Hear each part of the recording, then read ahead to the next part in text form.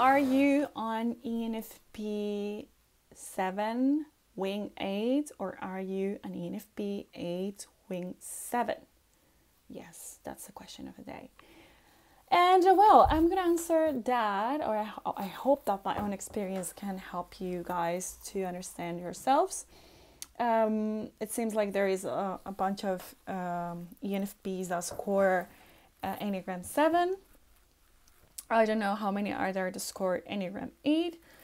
And it can be very difficult to differentiate one of the other because I think they can look a lot alike. I think having the wing like kind of crossed, if you have 7 wing 8 or 8 wing 7, is like very difficult to really understand.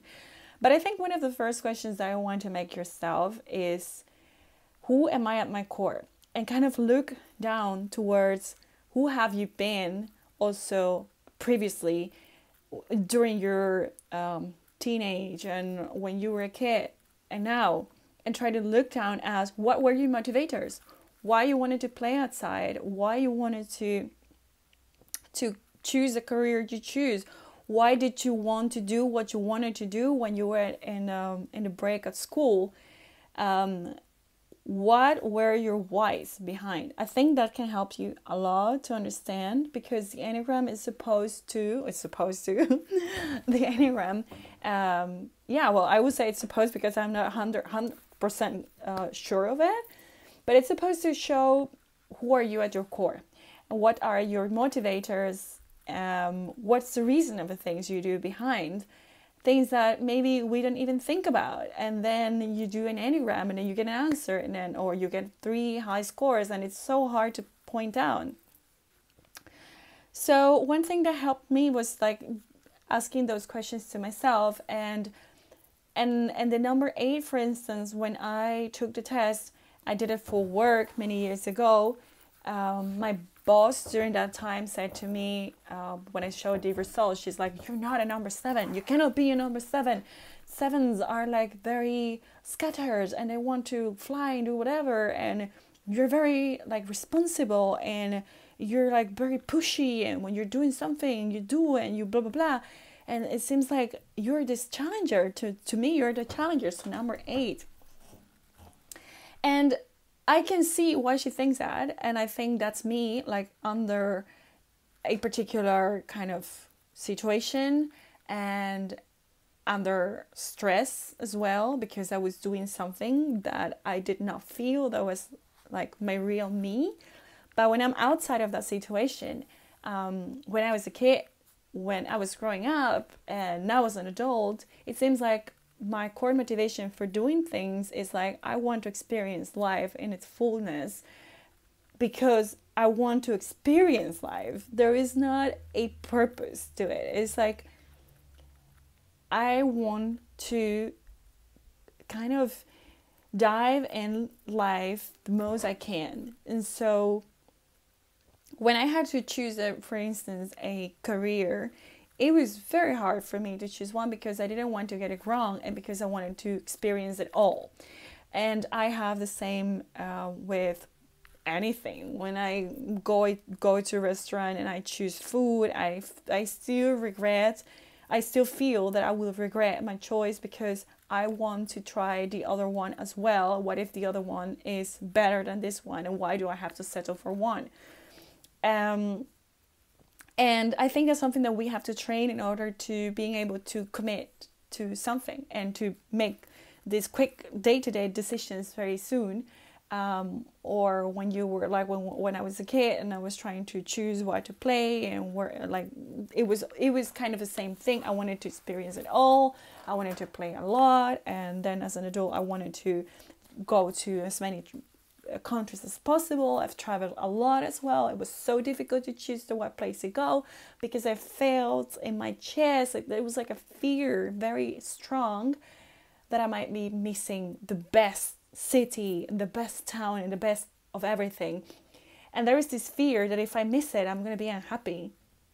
And that's not similar to the number 8. I think the number 8 is like present in me when I go, after like I decide something, whenever I commit myself to something, I would do it, and I would do it big time. But there needs to be some sort of stress involved in order for me to really sit and do something, like a deadline, or like a very tight savings plan that I have, and that I want to save this amount of money in this amount of time, and I'm gonna go and I'm gonna do my job. But still I can sit and do the thing and still feel that I'm missing on doing something else I want to do, and I start fearing that I might never be able to do what I have to do. I think we want to experience a lot of things. Number sevens wants to have a lot of pleasure. We want pleasure. There's this gluttony for life. We have a zest for life that we can't put aside. That's like what makes us like this very enthusiastic person. And I don't think per se the number sevens will need to be always extrovert, because there can be also an ENFP or whatever other type, because it's not about the actions itself, it's that the motivation inside. And I happen to be next to that an ENFP, so that makes me an extrovert person, although I need a lot of introversion, a lot of downtime, and that has made me also doubt a lot whether I am a number seven or not, because you read a number seven and it makes you think like, yeah, like person sounds like she or he is all over the place all the time doing things, and I don't per se, and I spend a lot of time alone, and after having social interactions, like there is this drain that I need to recharge, but still the motivation behind is the one from the number seven.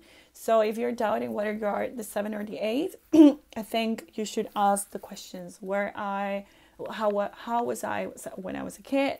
How was I when I was a teenager? What were my motivations to choose the games I wanted to play, to choose the career I wanted to choose the classes I chose, to take the extracurricular activities I took? How did I feel about it? What was, like, all of that is what you need. As an ENFP, it can be very easy to like not be able to also choose one or the other, because we can see ourselves in the two of them. We're extrovert intuitives, and we can't just expose ourselves to a big chunk of data, and we can just look endlessly and try to connect the dots, or like just trying to connect dots and never connect the dots, maybe yes, I don't know, but it can be hard. So I've asked you that, and I hope that it helps you, my experience. Okay, till next time.